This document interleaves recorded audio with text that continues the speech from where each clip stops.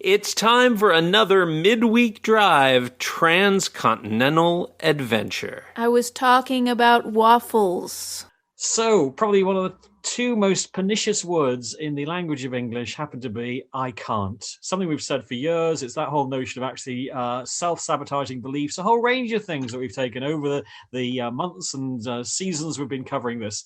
Who better then to actually address this one more time than actually an automatically tremendous individual, a confidence expert, 8 times international best-selling author, and indeed Chief Executive Officer of Think Yourself. It's the wonderful Natalie Plamondon-Thomas. How are you, Natalie? I am great. Great to be on your show, Alex. Well, yeah, I have to say, already you've won the award for most sensational backdrop, Natalie. I'm very impressed with that. It's a wonderful sort of design that you've got in the background there, and really impressed with that. And my tartan rug pales by comparison, but let's carry on regardless. It is radio after all, so good news from that point of view. We've got 2 wonderful people who are actually joining us. First of all, from Norwich, England, Rebecca Bond, a student in English and journalism, and also from North Carolina, we've got Jessica Burtis with us. Rebecca, have you had a chance to look at some of the magical things that Natalie has put together in terms of confidence expertry? I have indeed, and I'm very excited to talk to you about it, Natalie. I think it's a great business you've got going. I think it's really beneficial to other people, and I think that's really important, the things you're helping people with. So yeah, really excited to talk to you today. And let's actually just review things, Natalie, because I mean your background is very impressive. As you say, over 10 years of experience in human resources, 25 years of experience in sales, over 30 years in the fitness industry. In 2007, Fitness Instructor of the Year. So clearly, when it comes to motivation, etc., you've proven time and time again that you've got this. I mean, I started off with that statement that "I can't" can be really difficult. Is that a fair statement? Do people actually often become their own worst challenges in terms of actually looking to make progress? Oh, 100%. It's quite shocking, actually. Research shows that 70% of our thoughts are negative. That's an average of 31 negative thoughts per minute. So, and especially now with the pandemic and everything that's happening, it seems that the negative voice in our head is louder than ever, but we don't talk to other people like that. Like, you're not gonna walk around and tell your friend, hey, oh, you look fat in these jeans. Oh, you're starting your own business? It's never gonna work. You're not good enough. But why are we trash talking ourselves all the time? Like, we wouldn't have any friends if we talk to them the same way we talk to ourselves, right? That's crazy, but it is happening, definitely.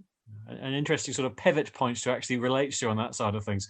Okay, Jessica, welcome to the program. I think in terms of time zones, given that Natalie is on the west coast of the North American continent in Vancouver, you're well into the afternoon now. But Jessica, any thoughts or questions at this stage that you'd like to put in?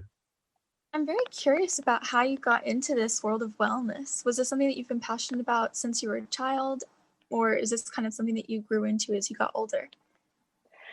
Let me take you back maybe when I was just starting to speak professionally about 12 years ago. So I had just gotten a contract with an organization who wanted me to train their sales force.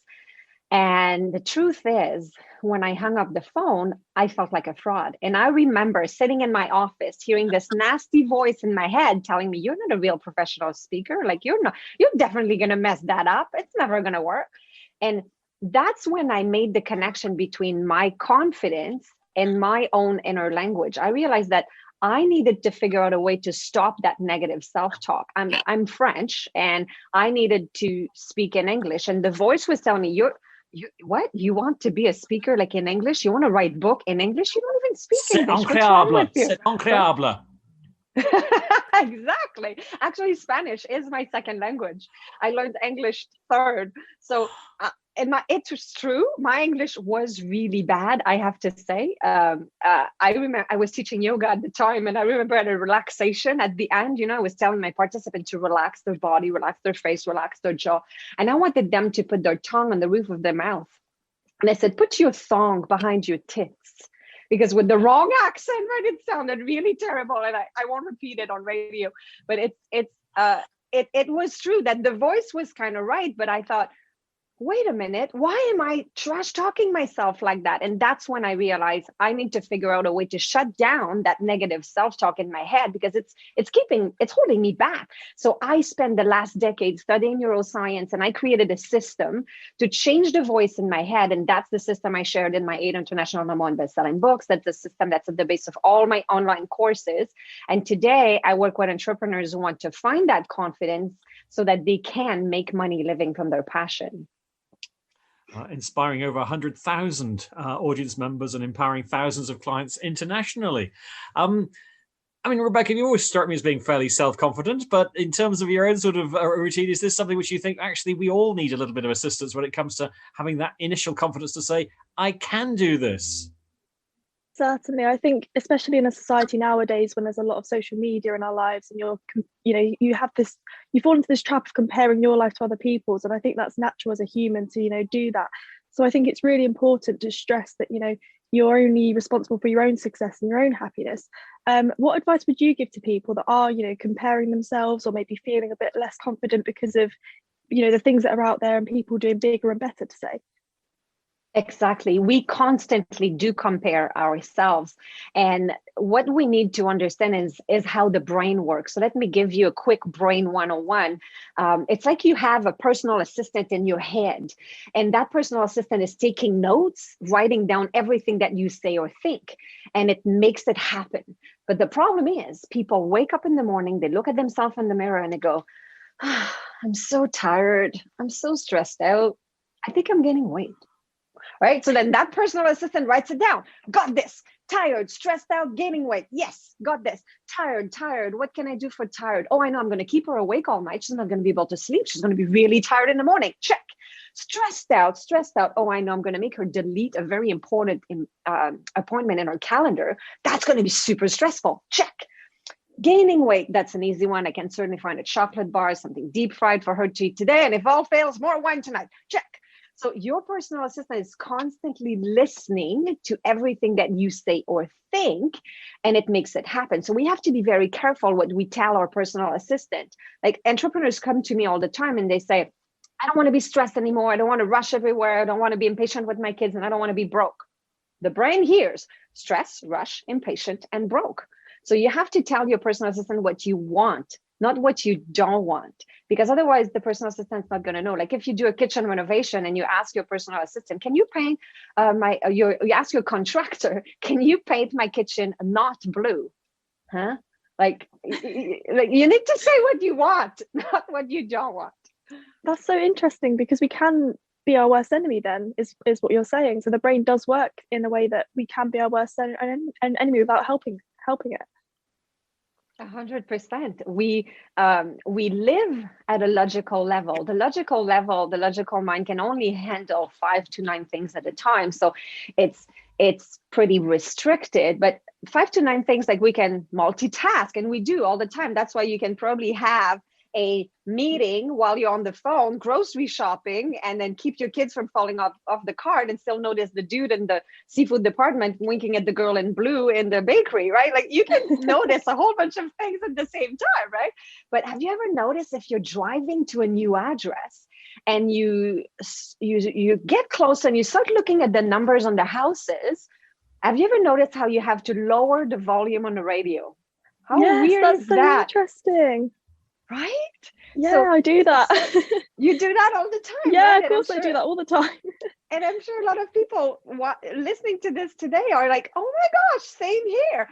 It's because 5 to 9 pieces of information is easy to get overwhelmed. So living at a logical level is like when you're always one step behind, because it's too many things. When you're driving, you have the foot on the brake, the foot on the accelerator, the red light ahead, the kid that's about to cross the street, there's the woman that might cut you off on the other side, and then there's the guy next to you in the car next to you winking at you. Gross. So when you add looking at the numbers on the houses, the music becomes the one too many, because 5 to 9 is not that great. And we've shared earlier today that 70% of these thoughts, research shows that they're negative, and we're trash talking ourselves. So living at a logical level is not the best idea. So I like to tell you how to work instead with the unconscious mind, like the subconscious. The unconscious mind can handle a lot more information, because when you live at a logical level, it's like you're always behind. And then a lot of entrepreneurs are trying to build their business, and then they get up super early, and then they have their objective, and then they get up from work, accept client from 5 a.m. till 10 p.m. And then you have to take your kids to school, and you have to take them to sports and between your meetings, and then you have to start a podcast, and you have to do some networking and post on social media, and you are exhausted. You have zero life balance. You still live paycheck to paycheck, and it's like you're getting further and further away from your dream life. It's like you're trying to go to Los Angeles, but you're in an aircraft that's flying to New York City.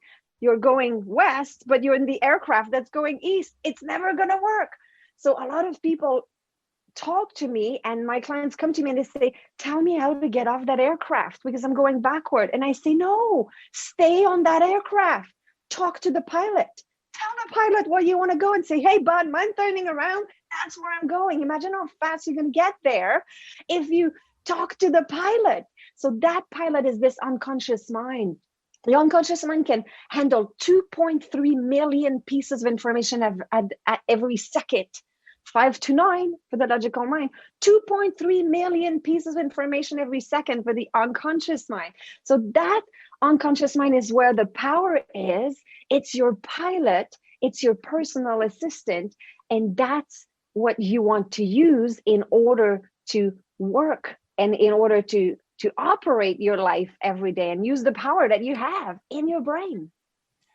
Natalie, I'm going to actually just interject momentarily here, because we're going to use one of our team as a little experiment, really, because we've set our task basically making sure that Jessica Burtis will write her published novel. She will have a published novel when she graduates this year. Jessica, we're putting you on the spot here. So I don't know if you'll have to share with Natalie your dream with respect to this, and let's see if Natalie can give you some tips to actually work you through this process from Vancouver to North Carolina. Okay, so so I really want to be able to finally write a book and be proud of it, but a lot of the time I struggle with, worrying about other people's opinions about the book, which is silly because they're not even reading it at this point, but I get worried about how the book will be received and what that will mean they'll think of me. And it's so precious what I've written because it's so personal to me. So I struggle with these thoughts of self-doubt that I can't succeed with my book. So I would love some help with that because it's truly a very easy writing.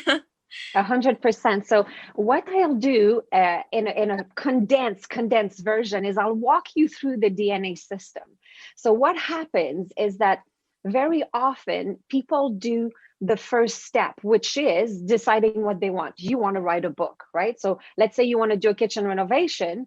You would create a folder with all the samples, and then you'll put a sample of this countertop, these cupboards, this hardwood floor, the backsplash, the paint chip. You'll put all that in the folder.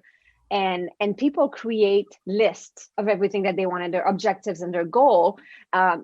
But that's just a folder. It's not a kitchen. You can't cook in a folder and you can't entertain people in a folder. It's not a kitchen, right? So right now you don't have a book. You just have an idea. You have this goal. You have this objective. And people create vision boards. And you might have heard of that. It's very popular here. But visions board, they're just a vision board. They don't really work because otherwise, and it's important you do that. It's important you do the first step. It is the first step. You need to know what you want and you need to create what your book is going to be about. The problem is people, if vision boards work, everybody would live on a deserted island, sipping martinis, driving Mercedes-Benz, because people don't go to the next two steps. Sometimes they go straight to step number 3. Step number 3 is implementing everything that you want. So in the kitchen renovation analogy, they put the island over top of the existing island and the cupboards over top of the existing cupboards. And they tried to put everything on top, but it's not going to work. You need step 2. You need to gut out the old kitchen, remove the old stuff that needs to get rid of in order to install step 3, the new kitchen, and install your new habits. So before you can actually have your book, we need to look at what do we need to get rid of. Are there any limiting beliefs that are keeping you from actually writing the book? So I like to work through the 6 different layers of the brain. And this is perfect because I've written so many books that I can quickly walk you through, following the research of Robert Dilts. The 6 layers of the brain, the 6 layers of a person's selves are the environment, behavior, skills, beliefs and value, identity, and purpose. So let's start at the bottom. Environment. What kind of environment do you need to set up in order to be able to write your book? So you look at, okay, so I need a computer. I need to turn off all the different notifications so that I'm quiet. Don't look at my email during that time. So what do you need in your environment, and who do you need to surround yourself with? It's the people around you as well. So who do you need to surround yourself with? Do you want to hang out with author, hang out with people who are also writing a book and have a book writing club, and every day from 3 to 6, you write. And then is there anything that can help you in the environment? Your behaviors, what are you gonna do? So you need a system. So I'm gonna write all my ideas first. I'm going to put them in chapters, and then I'm going to have sub ideas, and I'll have 3 ideas per concept, 3 parts to my books, and 17 chapters, an intro and outro. So you need the behavior of actually writing the book. The skills are the things you need to become good at. Become good at writing with less words and making things very sharp, very quick, very crisp, with less stuff and more meat to it, right? Beliefs and values is where the juice is. Most problems are happening, that's what I was hearing earlier, are in beliefs and value. You're afraid of what people will think, of being judged for your book. So the problems are happening at the beliefs and value level. So you need to set up what's important to you, and what are the beliefs that need to go. So gutting out the old kitchen. So what are those powerful emotion? Anger, fear, hurt, sadness, guilt, probably fear here, right? And then the bad habits. What are the things that might be holding you back? And the limiting beliefs. So limiting belief is maybe, I am not an authority on this topic. What an authority is an authority. So once you are writing about it, you become an author. And once you're a published author, you become an authority. So of course you can't be an authority before being a published author. So you need to actually write it in order to, right? Does that make sense? So I'll give you a quick tip to get rid of this limiting belief. So every time you hear something in your head that will say, people will judge me, or I'm not good enough, I don't think I can do this, or I'm so stressed out, or whatever it is that you hear. Here's a 2-step technique. First, you repeat it in the past. So you rephrase it with I used to. I used to think that people would not take me seriously. I used to think that I was not good enough to be a published author. I used to. So then your personal assistant hears you. It's got the clipboard ready, and it says, oh, yeah, she's talking to me. Because if you say, I am absolutely confident, I love myself, I am so great, your personal assistant is like just like when I work with the Think Yourself Thin program with clients that are highly overweight, I can't make them say, okay, stand tall, and say, I am thin. Or people that are highly in deep financial trouble with the Think Yourself Wealthy program. It's not going to work to say, okay, put your hands on your hips and say, I am rich. Because the personal assistant is like, no, we're not. Like, have you seen our bank account? No, we're not rich. So she's not talking to me. I'm not writing this down. This is, we must be watching a vampire movie. Vampires don't exist. So she's not talking to me. So you need your personal assistant to know that you're talking to that personal assistant. So you need to say something like, I used to think that I was not good enough to write a book.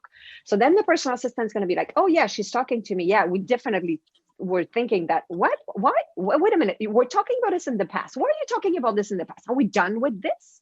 So immediately you follow with step number 2, a progressive statement. A progressive statement starts with, I am willing to learn. I am in the process of. I used to think I was not good enough to write a book. I'm willing to learn how to have faith in myself. I'm in the process of writing the darn book. So, hey, watch me, you know?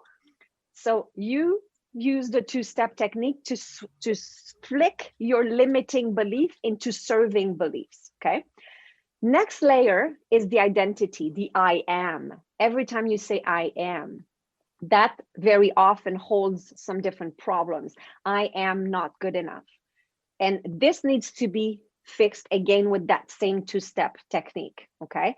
So the I am, you need to say what it is that you are that will serve and reach the last level of a person's self, their purpose. So what is your purpose with that book?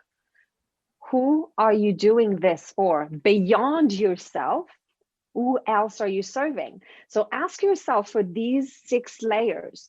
People that are successful writing books, who do they surround themselves with?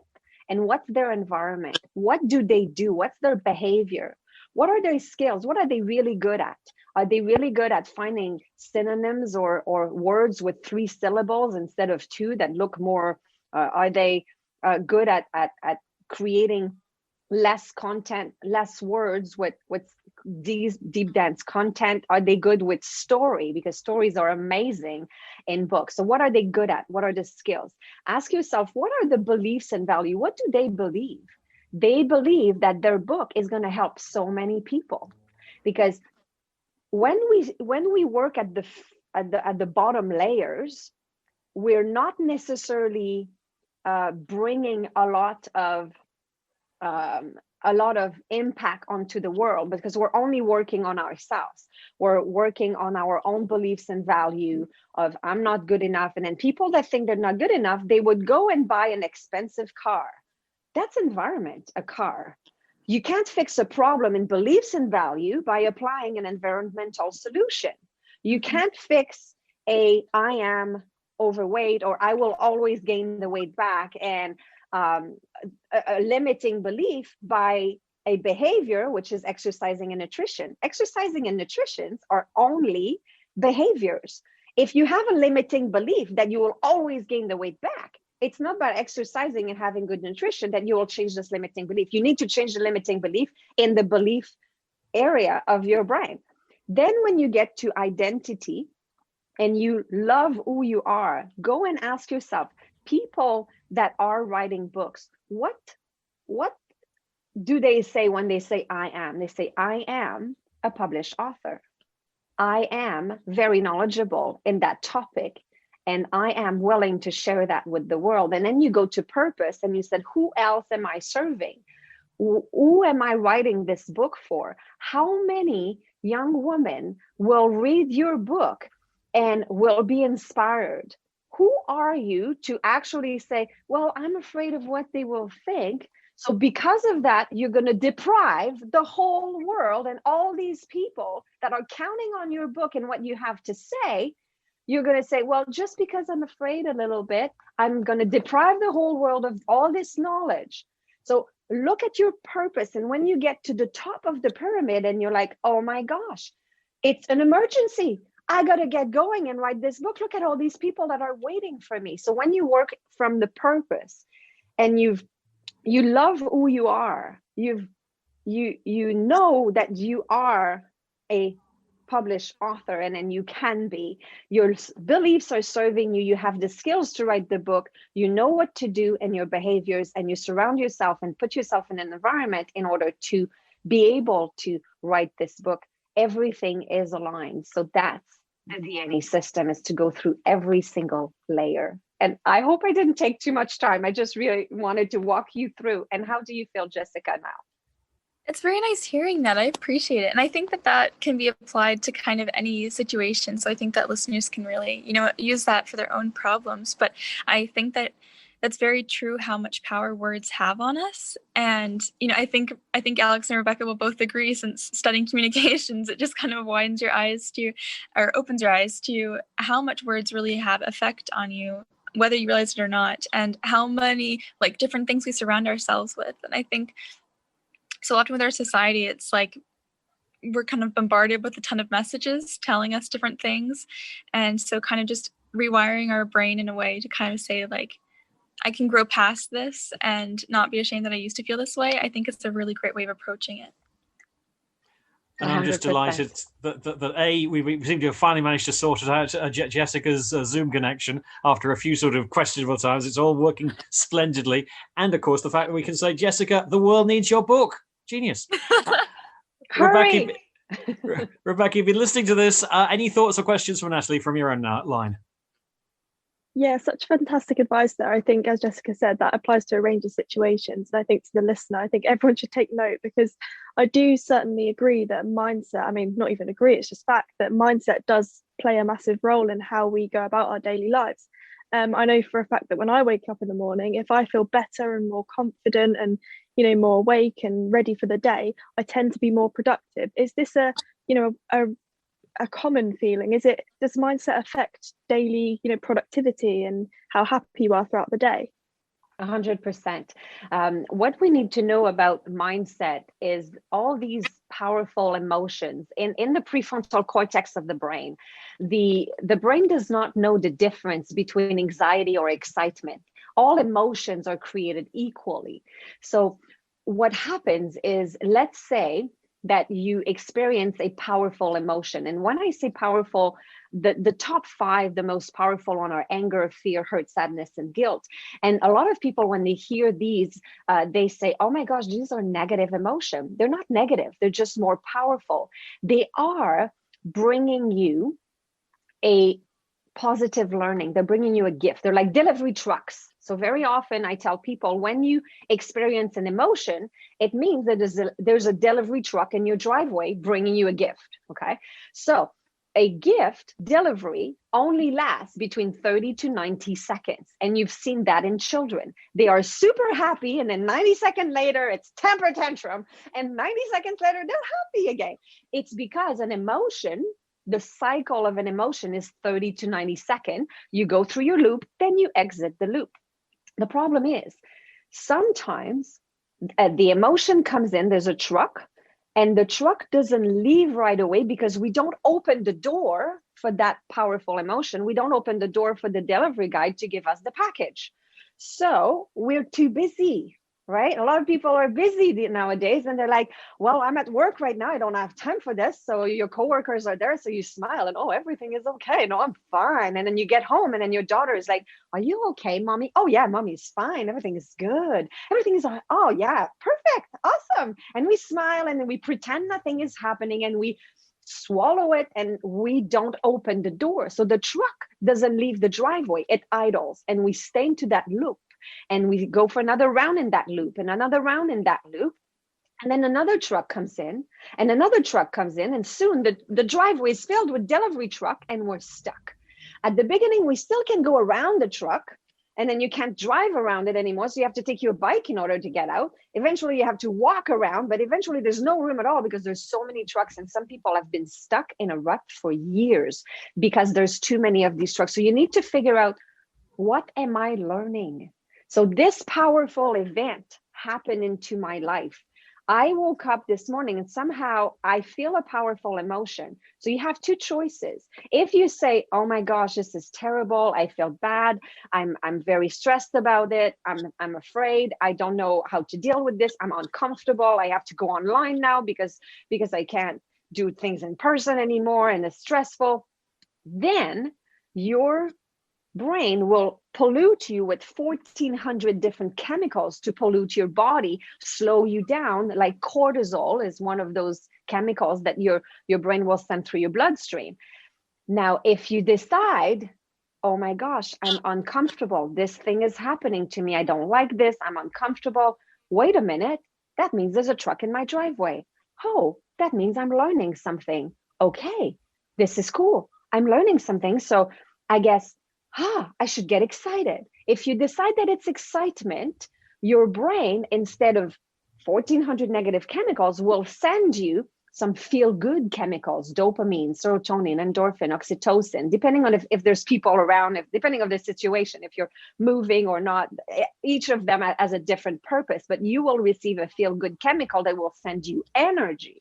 So next time you wake up on fire and you're like, I feel so amazing and I feel great, keep that powerful emotion and move forward. If it's not the case, tell yourself oh my gosh, I'm uncomfortable with this. I guess I need to start thinking about what I'm learning. How am I growing from this?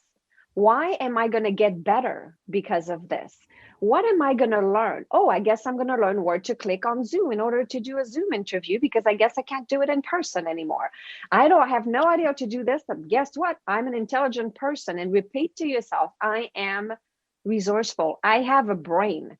2.3 million pieces of information every second. I am the most powerful and complex structure of the universe. I can do this. And I'm very resourceful and I can figure this out. So get excited at the idea that there's a truck in your driveway, and then get the parcel, the package, the gift that you're receiving. What is my positive learning? What am I learning from this? Even when it's a tragic thing that happens into your life, there's always a silver lining. Find that quickly and then exit the loop and get excited so that you can receive feel-good chemicals through your bloodstream. Does that help? I think that's really reassuring to know as well, because as it's the same as we can be our own worst enemy, we can also be our own best friend. So I think that's really reassuring to know that we have that power to, change our mood and our day as a result. Yeah, I'm still relying on my guardian angel, Natalie. I'll have to say that. They help me through so much, including Zoom interviews. But what the hey? I love the line from the LinkedIn page. You can take a horse to water, but you can't make him drink. Somehow, Natalie can. And I think that's part and parcel of the whole thing. Just as Rebecca actually picks a glass of water and actually has a drink as well. No, it's wonderful. It's just synchronous in all sorts of ways there. Just proving the visualization, the reinforcement of the whole system. Natalie, you're obviously across the social media. What's the best way in which people can get in touch with you if they're listening to this in any part of the globe, basically? Because obviously the podcasts roll out from that point of view. Where would you point them to first? So I would send them to thinkyourself.com. And if you're interested in the confidence guide, remember that I gave Jessica the tool, the 2-step technique. That's one of the key for confidence. If you want the full confidence guide with the 15 keys, go to thinkyourself.com/confidence guide. And then the gift is waiting there for you. So that would be my pleasure to share that to the whole audience today. Think yourself and then thank yourself, presumably, for the actual thinking to actually thank you later. So gratitude is important as well. Yes. Got a couple of final questions for you. First of all, have you had a reasonably interesting debut Zoomer with us on the program today, Natalie Plamondon-Thomas? If I have, I didn't hear the question. I'm sorry. Have you had a reasonably interesting Zoomer with us today? Has it been okay for you? Oh my gosh, absolutely. And I love Rebecca and Jessica. It was so interesting to have a trio dynamic. I'm loving this. I will recommend all the